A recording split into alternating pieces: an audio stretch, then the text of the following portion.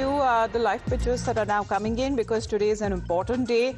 Rajnath Singh, Union Minister, meeting the EU delegation, the key defence talks that are underway as India is now looking to sign key pacts with the EU with accordance to the India-EU trade deal that we are looking at as when it comes to India-EU concluding the FTA talks, and the pact is now to be signed at an early date that we are looking at, and the summit would also boost trade and strategic ties.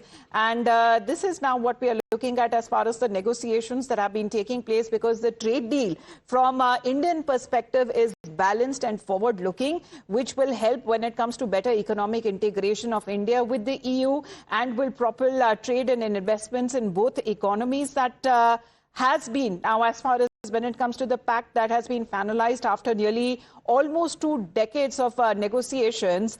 And this free trade agreement is now being touted as the mother of all deals, the country which is now signed so far. So let's get in a word from Shinjo as well. But trade and economic aspect is one of it. But when we speak of defense and strategic ties, Shinjo, what are we looking forward to?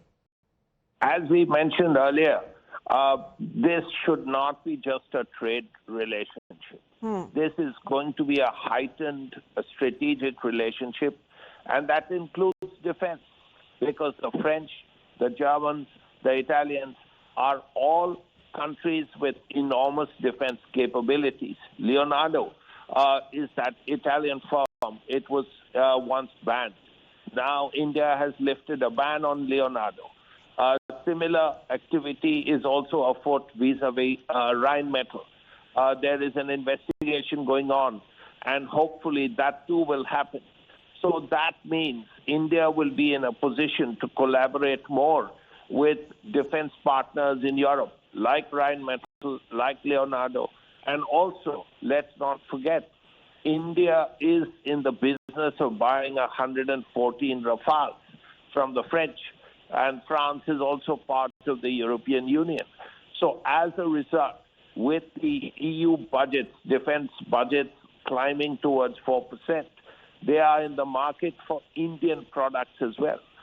So it will be interesting to see how defense cooperation between the EU and India go ahead in the future. Right, but what is the qualitative change, Srinjoy, that we are looking at as far as the FTA will bring upon, deepening the overall bilateral ties in a range of sectors that we are looking at? Trade, defense, security, climate change, critical technologies, and also strengthening rules-based global order. Yes, the FTA is a trade deal, but this is going to be bigger than a trade deal. The EU will work with India on strategic issues, on climate change, on defense, on a variety of issues, because the EU has a population of over 300 million. That's about 330 million. That's a lot of people. You add to India's 1.4 billion, you have 25% of the people of the world.